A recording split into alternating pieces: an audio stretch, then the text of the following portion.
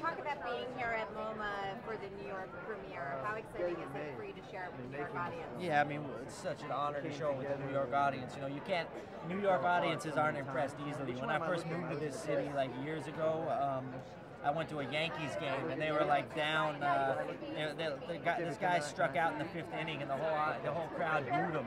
Then at the bottom of the 9th, he struck out. He hit a home run and won the game, and people were walking out. You know, New York audiences aren't impressed easily, so I'm excited to go have a real audience here. You know, a real audience. That, you know, New Yorkers, they don't look up at the buildings around them, and everything around them is so amazing. You know, a guy can be blind and playing the violin on the subway, and no one will even look up.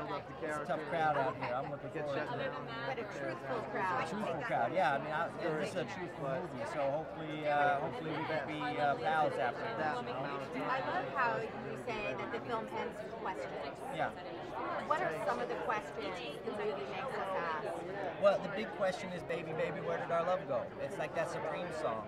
It ends in a question, you know, there's no answer to that. And that's about as broad and specific as I can make it in the film, you know?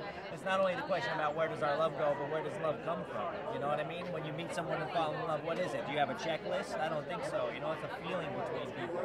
When you fall out of love, it's also a feeling, you know what I mean? And it can be 1,000 reasons why it happens, and it can be nothing more than just, it's just not there anymore. And so that's what this movie is about. It's about those questions, and people come into this movie and they put their own answers into it, and there's no wrong answer with the movie, you know, and people take this movie as their own, you know, and I've heard a lot of talk about how it's, you know, my generations and the generation, the younger generation of mine, it's our love story, you know, people are taking it as their own, so I think that's a big compliment to the film.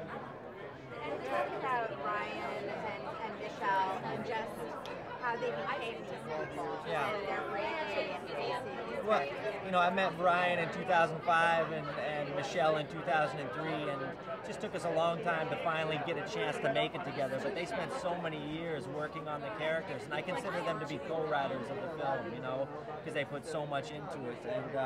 And by the time we started shooting, I felt like I was making a documentary of two people falling in love, or at least getting to know each other on the screen. And then for the later part of the movie, when they've been married for 6 years, you know, they lived in a house with myself and the daughter that plays the girl that plays their daughter, Faith Wadlicka, and they lived there, and they basically, you know, they went grocery shopping together and made food and did the dishes and had birthday parties and did the Jane Fonda workout on record and went fishing and painted the doghouse and just built memories. And they fought all day long. They would fight for like 8 hours a day, and then I make them go take their kid to bumper boats, you know. And by the time we started shooting, it was real, you know what I mean? And it was those intangibles that this movie's about. I didn't want to put any fake moments on the screen. I wanted to put real moments that people could relate to.